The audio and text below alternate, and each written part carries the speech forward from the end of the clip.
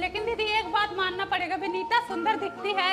और तुम भी थम वहाँ की बात करती हो। पहली बात तो उनका थुथुन जैसा मुंह है, ऊपर से एक हुआ मेकअप करती हैं जैसे आटा चपोरी हूँ। उतार लो तो एक टाइम की रोटी बन जाए। न आवाज सही निकलती है, न कद काठी सही है, न बात व्यवहार सही है। बोलती हो तो भे भे करती हैं और ऊपर से मुंह से इतना बास आता है जैसे लैट्रिन।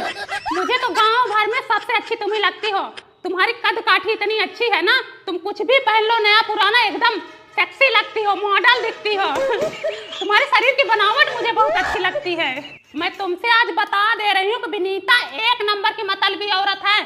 जब तक उनका काम रहता है ना, दिद्दी दिद्दी लगाए रहती हैं और जैसे काम निकलता है ना तुरंत भूल जाती हैं, मुड़ के देखती भी नहीं है वो।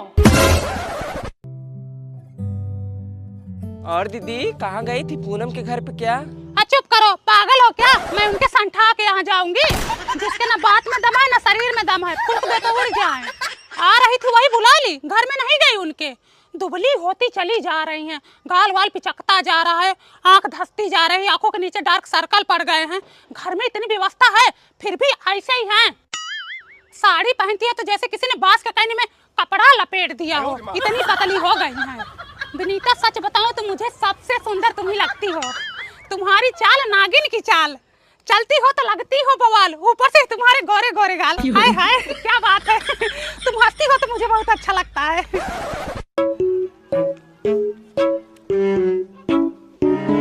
और चाची आजकल पूनम विनीता के बहुत जा रही हो। चुप करो भैया, उनके यहाँ जाए हमारी जुत्ती। सच बोलूं तो मैं औरतों में उठना बैठना ही छोड़ दी हूँ। गाँव की सबसे दुष्ट औरत यही दो हैं, एक पूनम एक विनीता। झगड़ा हो तो चले पत्थर ईटा। मैं तो सोचती हूँ उन लोगों से बात न करना पड़े, लेकिन बिना मन के कभी कभार बात कर लेती हूँ। अगर इन दोनों को बोल दिया जाए कि गांव को बर्बाद कर दो ना, तो आधा घंटा भी टाइम ना लगेगा। इतनी हरामी है ये दोनों। मुझे गांव के आदमियों में ना सबसे अच्छे तुम ही लगते हो। तुम्हारा बात व्यवहार इतना अच्छा है ना कि बिना मन के भी मैं तुमसे बात करती हूँ। अभी मैं इधर से जा रही थी, तुम ना रोकते तब भी मैं रुक के तुमसे बात करती। चलो ठीक है, चलती हूँ मैं। कौन था चाची और रास्तों में? अरे भाई शिवमो तो था, एक नंबर का हरामी लड़का है। नशेड़ी गजेड़ी है, रास्ते में खड़े रहते हैं। आ रही थी तो रोक लिया, सिगरेट उगरेट पी रहा हो को पीछे छुपा लिया। बर्बाद है ये लोग, खत्म है।